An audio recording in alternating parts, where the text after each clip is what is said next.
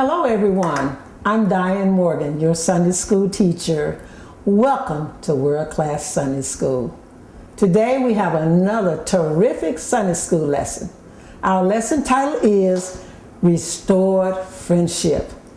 And when we hear about the restored friendship, oh how amazing it's going to be. Our print passage is John 21st chapter, 15th through the 9th verse. Key verse, so when they had dined, Jesus said to Simon Peter, Simon, son of Jonas, lovest thou me more than these? He saith unto him, Yea, Lord, thou knowest that I love thee.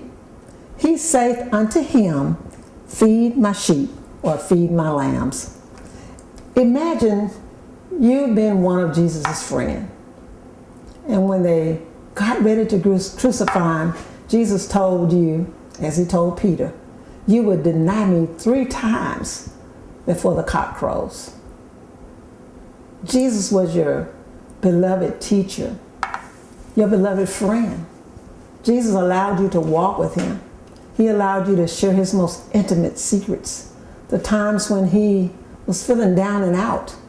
The times when he knew that the end was coming, but he had to be brave in spite of. And he let you into his personal space. And what did you do? You betrayed him. Has that ever happened to you from a trusted friend? I know that it must have hurt, because it hurts when our trusted friends let us down. So today we're going to find out that because of Jesus' great love for Peter, he allows their friendship to be restored. There's such compassion and love for Jesus. We need to all mimic that and emulate that to the best we can. None of us are perfect, so we can't do it like Jesus did it. But we can try the very best we can. We need to walk the very best walk we can in this life, because many are dependent on us. Those of us who say we love Jesus and that we're going to keep his commandments, we need to do that. Jesus is counting on us to do that to save this world. There's so much going on in this world. So many heartaches, so many tragedies. When we hear of children dying at a 16-year-old's birthday party, 4 children dying and 28 being wounded, that breaks our heart. We're living in a world where times are very dire, where prayer is so needed, where love and kindness are needed. Never have we needed the fruits of the Spirit more than we need it now. So I just ask you as Sunday school students to think about that. Have you asked Jesus to restore the friendship between you and him? So that's what our lesson is about today. So I'm going to start our reading, and then we'll go into the scriptures. The setting of today's lesson is the same as last week's lesson. If you remember, Jesus was with the disciples. They had been out in the boat all day long fishing, and their nest was empty. But when Jesus came along, they didn't know him. And he asked them what they were doing. Well, what are you doing? And they said, fishing. But we caught nothing. And Jesus told them, cast your net on the right side of the boat. And they did. And their catch was greater than they could even haul in. So we're picking up today where we left off last week. Our lesson takes place on the beach around a fire, and it involves Jesus and Peter as the starving cast members. Jesus is preparing food for them. The particulars of this setting are significant. The last time Jesus and Peter were together around a fire, Peter was both denying Jesus and Jesus was preparing to go to the cross. The writer likely deliberated using the clues and coincidences of the setting to stir our memory. So we will remember that Jesus loved Peter. That Peter knew what was going to happen, because Jesus had prepared them for that. They had had a supper, and Jesus was telling them that he was going to go away. He also let them know that if this temple is destroyed, or when this temple is destroyed, that it's going to be raised up within 3 days. It will be raised up perfect. So we can take joy in knowing that it happened, that Jesus is not in the grave, that he is indeed risen. The lesson of import for us is that Jesus can take the very elements and components of moments of failure in our lives and redeem them. That there's nothing we can do that gets us too far gone where Jesus can't save us. If we ask, if we stop for a moment, if we pause and look at the error of our ways and we become repentant, we do an about face and we say, Lord, help me. If we recognize that we have sinned and we turn it over to Jesus, Jesus can make it all right. Jesus is able to right all of our wrongs. He is able to turn our failures into triumphs. But we have to give it over to Jesus. We have to recognize that we can't do it on our own. God took the sign of Roman imperialistic might and fear and made it a sign that unifies, empowers, and inspires people to share, love, and look out for people otherwise ostracized. So it's saying that Jesus looked at the people who were in power in the Roman Empire, but he didn't make them greater. In fact, he made them weaker. If we look at the story of Paul, which we'll get to later on down the road, Paul was a great man in the Roman Empire, but he made Paul into a servant for himself so that Paul could align with the feelings of the outcast. So if you think that you're better than a certain class of people, take a step back, look at yourself, look inside yourself. Know that your heart beats just like everybody else's, that it bleeds red blood when you get cut, that you inhale and you exhale, that all your bodily functions work just like that person that you are belittling or that you are treating as if they were less than you are. So be sure to remember that every day we are all important in God's eyesight. Let's go on to our first outline. The title is A Little Q&A and R. We know the Q is question, the A is answer, but what is the R? The R is response. There are going to be questions asked, there are going to be answers given, and there will be responses. John 21, 15, 16, and 17 verses. When they had finished breakfast, Jesus said to Simon Peter, Simon, son of John, do you love me more than these? He said to him, yes, Lord. This is Peter answering Jesus' question. Yes, Lord, you know that I love you. Jesus said to him, feed my lambs, or feed my sheep. When we think of what a lamb is or a sheep, a lamb is the weakling of a sheep. That's the baby of a sheep. And sheep are said to be basically dumb animals, that they can be easily led astray. So that's why they need a shepherd, somebody to lead and guide them. And when we think of ourselves as sheep, indeed, many times we conduct ourselves like a dumb animal, an animal that has to be led by a shepherd. So Jesus is telling Peter right now, I'm giving you an assignment. I want you to feed my lambs. Verse 16, a second time, he said to him, Jesus still talking to Simon, Simon, son of John, do you love me? Peter said to him, yes, Lord, you know that I love you. Jesus said to him, tend my sheep. So Jesus is saying it again. There's a reason Jesus is repeating this. Verse 17, Jesus said to him the third time, Simon, son of John, do you love me? Peter felt hurt because he said to him the third time, do you love me? And Peter said to him, Lord, you know everything. You know that I love you. Jesus said to him, feed my sheep. If you remember, Jesus before had said to Simon Peter to feed his sheep. And when Jesus was crucified, Simon went off and started doing what he did before Jesus even called him to become an apostle or called him to ministry. He went back to fishing, but he was fishing for fish in the sea.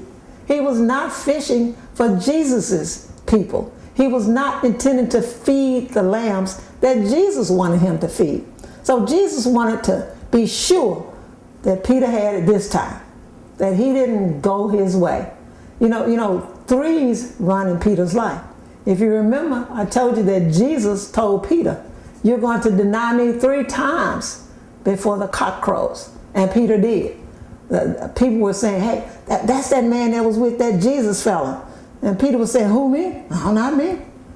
And then he encountered some other people, and they were saying, there he is. He was with Jesus. And Peter was saying, no, not me. And finally, the third time, someone saw him and pointed at him. And again, Peter said, not me. And at that time, he could hear the cock crowing in the distance. And it hurt Peter because he had betrayed his dear friend. But Jesus knew that he would. He knows that we are frail beings, that our hearts fail us many times when we should be courageous. But Jesus understood, because Jesus had a mission when he came to this earth. And he knew that his mission wasn't this world. His mission was to give us instructions so that we could survive here and we could lead other people to the saving glory and the resurrection of a saved life. In this portion of the lesson, we know Jesus' commanding question, or a series of questions to Peter, and Peter's answer to Jesus' questions, and then finally, Jesus' response. So we heard Jesus, question Peter, we heard Peter's response, and we heard what Jesus said. Each time he wanted Peter to do something, but he wanted to feel certain that Peter was going to do it, that Peter understood the assignment. We first discussed Jesus' question. Jesus asked Peter on 3 occasions, do you love me? At first glance, this threefold inquiry seems like an investigation or an inquisition. And almost it was. Because Jesus wanted to be certain that Peter understood what he was asking him. And it wasn't really an ask, it was a tell. It was a commandment to do this. It was not a discussion. Many times we want to discuss and debate with Jesus what we ought to do, or Lord, can you send someone else? You want to be like Moses? Don't send me, send someone else. You want to be like Abraham? Want to go into another direction? Almost get your wife taken from you? So Jesus was specific because he knew that his time was short on this earth and he did not want to leave us stranded. So he wanted to be certain that Peter understood the assignment that he was given. Case in point. For those of us who lived wanton and capricious lives before Christ, every week in worship we extended the opportunity to engage God with the best of our strength and energy. What are the terms wanton and capricious mean? Wanton means unrestrained, especially sexually.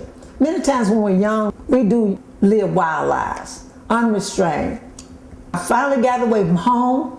I may have finished college and I've got a job making money. I'm going to do my own thing. I'm going to live to a ripe old age. I can get it together with God at another time. I got time. How many of you out there are saying, I got time? I know I've said it, but I'm so glad that I discovered that I didn't have time. That now was the accepted time of Christ. And I began to study and ponder and wonder and think and listen at an early age, in my late 20s and my early 30s. But it still took me a while to get to the point I am now. I would say get it right, but I haven't arrived. There are still times that I stumble, but I'm so much better than I used to be. And I know that those of you who are listening to me, most likely you are too. And if you're not, examine yourself. Ask Christ to come into your life so he can make you better. We also mentioned the term living a capricious life before Jesus Christ. That means you live an impulsive life, unpredictable. You might say anything. You might go anywhere. You might be with anybody. You might do your own thing. But that's not how Jesus wants us to be. Jesus wants us to live a model life, one modeled after the life that he left here on earth. If we danced hard or partied hard, we are given the same opportunity weekly to serve God with the same energy. Today is a good day to make good on this glorious opportunity. A good day to do it. But if you were like me, yes, I went to the club, and sometimes I'd get there 10, 11 o'clock at night and stay until the next day sometime, 3 or 4 o'clock in the morning, having a good time, so I thought. But when I go to church, oh, what a good time I have. But many people go to church and before they can sit down, they sleep. When you ask them what the preacher said, they say, oh, he preached a good word. But what was good about the word? How did it minister to you? So you think about that when you go to church. And we should make a joyful noise unto the Lord, all ye lands. We need to come into his presence with gladness. God needs to know we're glad to be there, that we're glad to be called by his name. Peter's response to each inquiry essentially the same. It's as if he's dumbfounded, like, Jesus, you know me. You know I'm your beloved apostle. I'm your beloved disciple. And Jesus is saying, oh, really? Aren't you the same Peter who cut off the Roman soldier's ear? Aren't you the same Peter who denied me 3 times? Aren't you the same Peter who wasn't present to help the women roll the stone away to discover that I had been resurrected? Aren't you him? But Jesus didn't forget Peter because Jesus loved Peter. But he had to remind Peter of what he had been taught. He had to remind people of the assignment that he had been given so he wouldn't stray from it again. There are a few noteworthy observations regarding Jesus' response to Peter for our daily walk with Christ. To begin, this lesson suggests that if we love Jesus, we have unflinching responsibility to feed his flock. That means we can't be scared. We can't shy away. We have to be willing to go out into the highways and byways. We have to be willing to speak boldly for Christ. We have to be willing to share with anybody, even if they're not willing to listen. We have to be willing to have doors shut in our faces. Or people tell you to get out of their face because there is no God. We have to be willing to do that. And we have to be able to have a kind countenance. We can't throw rock for rock. We can't do rail for rail. We can't have an argumentative spirit. We have to be kind no matter what. We do have to turn that other cheek. We might have to get spit on. And I know you said, oh, Lord, not me. I ain't there yet. But we need to get there. I can't say I'm there that somebody spit on me that I won't be pretty upset. But that's the place we need to be, because certainly that was how Jesus Christ was. Our second outline, Peter's ultimate response. John 21, 18 through 19th verse. Very truly I tell you, when you were younger, you used to fasten your own belt and to go wherever you wished. But when you grow old, you will stretch out your hands and someone else will fasten a belt around you and take you where you do not wish to go. Think about that. When you were young, maybe fresh out of high school, just getting out of college, you went wherever you wanted to go. You went to work, you went to the beach, you jumped on a plane. I was just speaking with a young church member of mine. It was her birthday.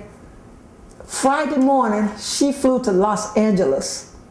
And by Sunday evening, about 2 o'clock, she was back at the church celebrating with our passing wife. I'm like, how in the world did you do that? My body would not allow for me to get on an airplane in Memphis, fly to Los Angeles on a Friday, and be back here on a Sunday by 2 p.m. My system just would not turn around that quickly. But in your youth, you can do that. Your body is powered to do that. So when you're young, cherish those times. Cherish those moments.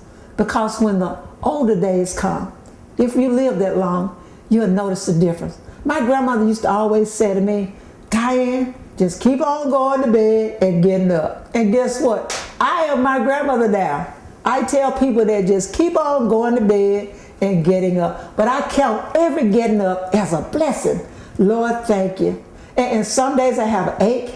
Some days I put my foot on the floor and I have to sit there a minute. And I had to smile because I was sitting on my chair the other day and I had to kind of rock to get myself up. And my 2.5-year-old granddaughter said, Nana, you need me to help you get up? I thought that was so funny. I said, no, Winterly, I'm going to make it. But she's 2.5. And I see her bouncing and jumping and leaping everywhere. That used to be me. That used to be you. But the time will come when someone will have to help you. So you want to live a life worthy that someone is willing. Verse 19, Jesus said this to indicate the kind of death by which he would glorify God. After this, he said to him, "Follow me." These two verses in our lesson convey a very spiritual truth. In fact, they convey two. The first is the overt reality of Christian history. In John's Gospel, Jesus prophesies by way of crucifixion. Imagine, Peter is going to go the same way that Jesus went. But by the time Peter came to this crossroad in his life, Peter was ready. Peter had been prepared, and Peter was ready. Well, was he one to go that way? Jesus didn't want to go that way, but that was the way that he must go. So by the time Peter reaches his time in life, he is resigned that I must go this way too. We know from Christian tradition that Peter did die of crucifixion. However, these verses are a small glimpse of the Christian life in response to loving fellowship with the risen one. In fact, verse 18 alone is a snapshot of Christian life. That we start off as babes, that we start off on milk, and that as we grow older, we get on meat. Maybe we're on meatloaf at first, and then we get to steak, a tougher meat to chew and digest. And then the next thing you know, we're on baby food again. We're on milk again. But it's okay, because we travel that path of maturity, that path of being grown up, being an adult in Christianity.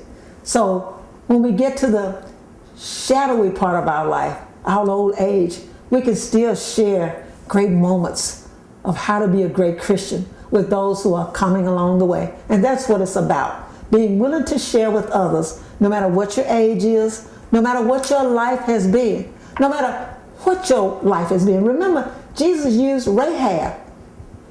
The Bible used Rahab. Rahab was a harlot. Rahab was in Jesus' lineage. If you open up Matthew, the first chapter, and read his lineage, there is Rahab. Rahab is in the hall of faith. Look it up. Because Rahab did a great thing by hiding the spies. And she and her family were promised safety for doing that. That was the woman that was full of demons. The Mary that was full of demons, that was doing all kinds of things. But Jesus allowed her to be saved. That was the woman at the well. That was the widow of Zarephath. That was the eunuch, the Roman centurion. That was Nicodemus. There were so many who were not what people think Jesus ought to associate with. But Jesus knew that everybody needed to be saved, and everybody was not going to follow the example of that saved, sanctified, and there with a burning fire preacher. Somebody needed to see that drug addict on the street get saved, that prostitute on the corner. They need to see that person get saved and pull their skirt down below their knees and put their hair in a different fashion. They need to see that so they know that it is possible for me to do that. Say, Jesus, if you did it for him, if you did it for her, you will certainly do it for me. Of that, I have no doubt. Outline number 3, a word about worrying about others. John, the 21st chapter, verses 20 through 25. Peter turned and saw the disciple whom Jesus loved following them. He was the one who had reclined next to Jesus at the supper and had said, "Lord, who is it that's going to betray you?"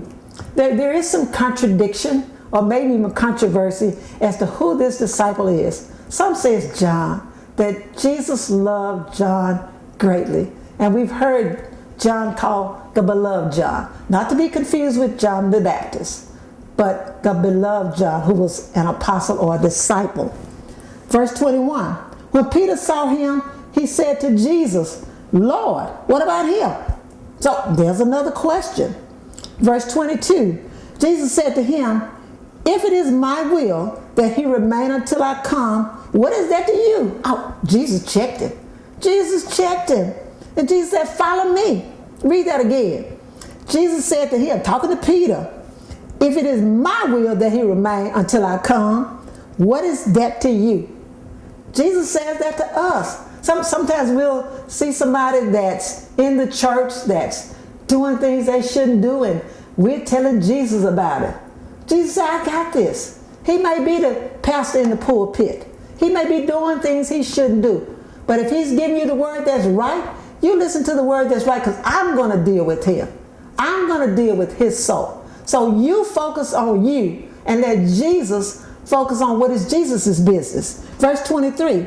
So the rumor spread in the community that this disciple would not die. Yet Jesus did not say to him that he would not die. But if it is my will that he remain until I come, what is it that to you? That's how stuff gets started. That's how mess gets to brewing when we start trying to do Jesus' business. So we do well to follow the instruction that's given to us and not try to figure out what Jesus has for someone else. Focus on you. Verse 24. This is the disciple who is testifying to these things and has written them. And we know that his testimony is true. Jesus is saying that his testimony is true. Focus on his testimony, not on him or what I plan to do with him. You focus on that, and I will do the rest, says Jesus. Verse 25. But there are also many other things that Jesus did. If every one of them were written down, I suppose that the world itself could not contain the books that were written. So it's letting us know that we've got an abridged account of what happened. But Jesus has made it plain that the things that we're supposed to do, we need to do it. We need church, we need to be on fire for Jesus. Sunday school, we need to be doing what Jesus has told us to do. So we need to be fishers of men, and we need to feed the sheep like we've never done before. And most of all, we need to sound the battle cry, that clarion call for all who are heavy laden and burdened down, to give it over to Jesus, and he will make it all right. Thank you so much for tuning in to today's Sunday school lesson. See you next time.